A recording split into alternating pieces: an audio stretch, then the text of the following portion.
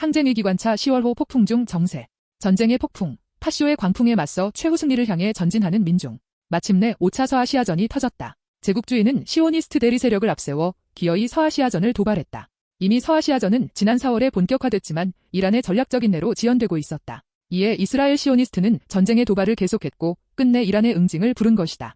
도발의 끝이 없으면 인내의 끝이 있는 법이다.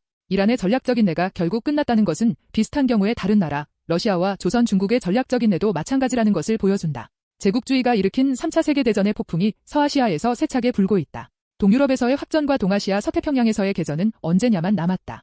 미국을 비롯한 나토는 우크라이나에 제공된 미사일들의 제한 조치를 풀려한다. 9월 16일 스톨텐베르그 당시 나토 사무총장은 제한 조치 해제를 지지한다. 제공한 나라가 결정하리리다라고 했으며 이후 9월 19일 유럽의회는 제한 조치 해제의 결의안을 채택해버렸다. 서방 제국이 미사일 제한 조치를 풀면 러시아는 전술핵 제한 조치를 풀겠다고 경고했다. 그러고 보면 9월 13일 스타머와 바이든의 만남은 사실상 이를 결정한 회의로 추정된다.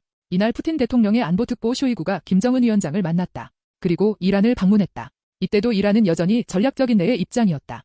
이스라엘 시오니스트가 집중 공격해 헤즈볼라의 최고 지도자 나스랄라를 사살한 것은 이란에게는 참을 수 없는 도발이다. 이란에게 헤즈볼라는 마다들과 같다. 헤즈볼라에 대한 공격은 곧 이란에 대한 공격과 같다.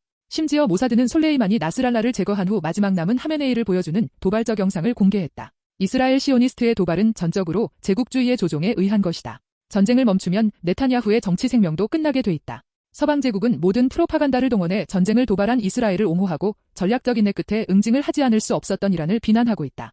한국에서는 윤건희를 타도해야 한다는 민심이 들끓고 있다. 김건희의 부정부패건이 연일 폭로되고 있다. 김건희의 국정농단은 최순실의 국정농단과 차이가 없다. 윤석열은 박근혜와 달리 실제로 전쟁 계엄을 저지르려 한다. 극우 파쇼당을 빼고 가장 오른쪽에 있는 민주당 측 전 대통령 가족집과 가장 왼쪽에 있는 민중민주당을 동시에 압수수색하며 파쇼의 광풍을 예고한 것은 전쟁 계엄의 신호탄이 오른 것이나 다름없다. 검찰 파쇼에서 군사 파쇼로의 전환 또한 미제국주의의 조종에 의한 것이다. 다만 과거와 달리 한국 평정의 선언이 이미 천명돼 있다는 것이다. 최후 승리를 향해 전진하는 우리 민중에게는 어떠한 두려움도 없다.